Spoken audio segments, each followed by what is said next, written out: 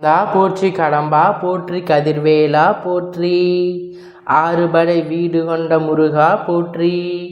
என் தங்க பிள்ளையே, அற்புதமான என் அன்பு பிள்ளையே, வெற்றி விடியலில் என் பிள்ளை நீ மனதோடு தேடிக்கொண்டிருக்கிறாய். ஒரு நபரால் உன் வாழ்க்கையில் அத்தனை பெரிய மாற்றங்கள் ஏற்பட போகிறது. உன் மனதிற்கு தெரியும் அல்லவா நீ தேடிக்கொண்டிருப்பது யாரென்று. அப்படி என் பிள்ளையின் மனதில் இருக்கின்ற இந்த நபர் உன் வாழ்க்கையில் நடக்கப் போகின்ற அற்புதம் என்னவென்று என் குழந்தை நீ தெரிந்து கொள்ள வேண்டிய நேரம் வந்துவிட்டது.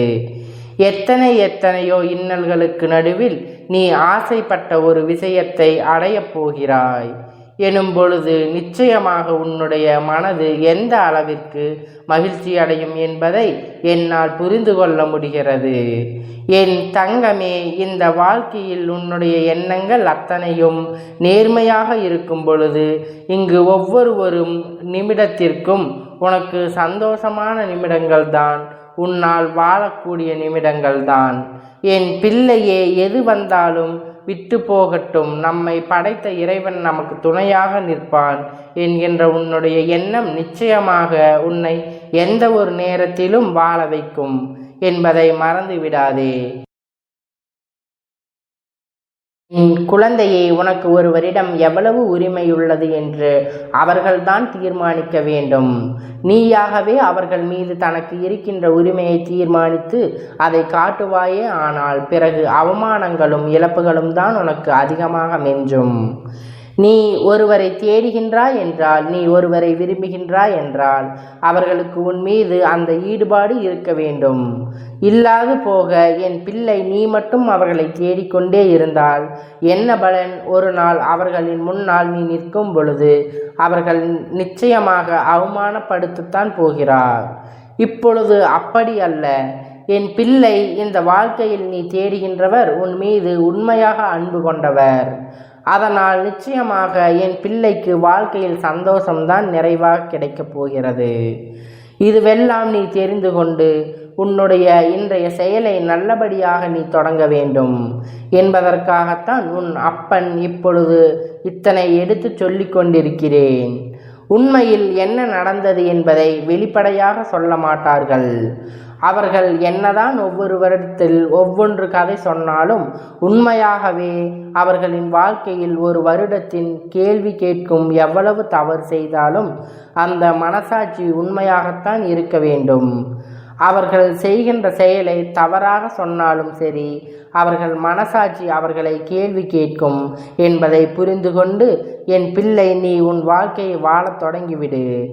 எப்பொழுதுமே வாய்ப்புகள் அதிகமாக இருக்கும் பொழுது, தேர்வுகள் அதிகமாக இருக்கும் பொழுது, இது இல்லை என்றால் இன்னொன்று என்று எப்போதும் முன்னால் நிற்கும் பொழுது வாழ்க்கையில் அலட்சியம் என்பது அதிகமாக வந்துவிடும். இதை இல்லை என்றால் என்ன, இன்னொன்று நாம் நினைக்கும் பொழுது புரிந்து கொள்ள வேண்டும் என்று என் குழந்தையை. எப்பொழுதும் பொய்க்கு ஆரம்பம் இல்லை, ஆனால் நிச்சயம் அதுக்கு ஒரு முடிவு உண்டு. அதே நேரத்தில் உண்மைக்கு ஆரம்பம் உண்டு, ஆனால் உண்மைக்கு பேசுபவர்களுக்கு எப்போதும் முடிவு கிடையாது. என் பிள்ளை, நீ எப்பொழுதும் உண்மையை மட்டும் பேசி இந்த வாழ்க்கையில் நீ நினைக்கின்ற விஷயத்தை சாதிக்க வேண்டும் அல்லவா? உன் மனதிற்கு நீ தவறு செய்து விட்டாய் என்ற எண்ணமும் உனக்குள் வந்துவிடுகிறது. அதனால் பிறகு அந்த வேதனை தூக்கி சுமக்கவே உனக்கு நேரம் சரியாக இருக்கும். உனக்கான ஆறுதலை நீயே தேடிக்கொள்வதுதான் உண்மையில் சிறந்தது. உன்னுடைய கையை, உன்னுடைய கண்ணீரை துடைக்கும் மிகப்பெரிய ஒரு ஆயுதம். அதை நேரத்தில் என் பிள்ளையினர் வாழ்க்கையில் இருக்கின்ற எத்தனையோ விஷயங்கள் உன்னை வாழ வைத்து கொண்டே இருக்கும் பொழுது இங்கு நடக்கின்ற ஒவ்வொரு நன்மையும் என்னவென்று என் குழந்தை நீ நிச்சயமாக புரிந்து கொள்ள வேண்டும். அப்பன் சொல்கின்ற இந்த விஷயத்தை இன்று கவனத்தில் வைத்துக்கொள். எழுதும் பொழுது எப்பொழுதுமே கூர்மையாக எழுத வேண்டும். நீ பேசும் பொழுது உன்னுடைய வார்த்தையின் அர்த்தங்கள் ஆழமாக உணர்ச்சியாக பேச வேண்டும். ஒருவர் ஒரு விஷயத்தை சொல்லும் பொழுது அதை நீ கேட்கின்ற பொழுதும் பணிவாக கேட்க வேண்டும். ஒருவரிடம் ஒரு பொருளை வாங்கும் பொழுது அளவோடு தான் வாங்க வேண்டும். கொடுக்கும் பொழுது கொடுக்கலாமா என்று சிந்தித்து கொடுக்க வேண்டும். ஏனென்றால் கொடுத்துவிட்டு பிறகு ஐயோ கொடுத்து விட்டோமே என்று சொல்லி ஒரு நாளும் புலம்பிக்கொண்டே இருக்கக்கூடாது. அதே நேரத்தில் நீ சிந்தித்து கொண்டிருக்கும் பிறகு யோசிக்க கூடாது என்பதில் நீ எப்பொழுதும் தெளிவாக இருக்க வேண்டும். என்னென்ன தெரியுமா? ஒருவருக்கு கொடுத்த பொருள், ஒருவருக்கு நீ கொடுக்கின்ற அன்பு, அதன் பிறகு ஒருவருக்கு நீ கொடுக்கின்ற வாக்கு, இந்த மூன்றையும் கொடுத்துவிட்ட பிறகு ஏன் கொடுத்தோம், எதற்காக கொடுத்தோம் என்று ஒரு நாளும் என் பிள்ளை நீ சிந்திக்க கூடாது. எல்லா தானங்களும் மற்றவர்கள் வாழ வைக்கும், ஆனால் நிதானம் மட்டும்தான் உன்னையும் வாழ வைக்கும், மற்றவர்களையும் வாழ வைக்கும் என்பதை எப்பொழுதும் என் பிள்ளை நீ புரிந்து கொள்ள வேண்டும்.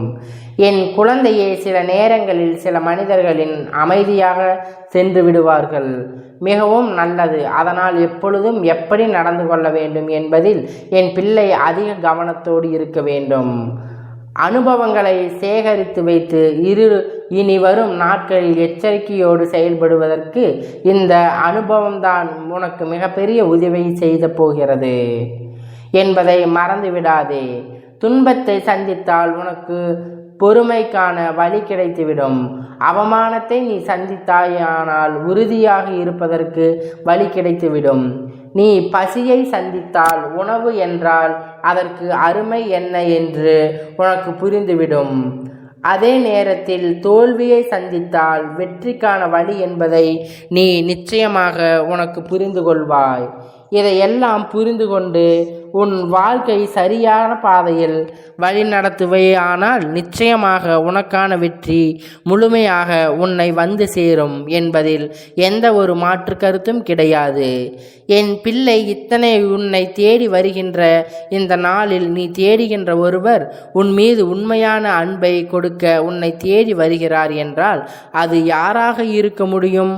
ஆழமான அன்பு ஒரு நாளும் எதிர்பார்க்காத கிடைத்தால் பெற்றுக்கொள், இல்லை என்றால் விட்டுவிடு.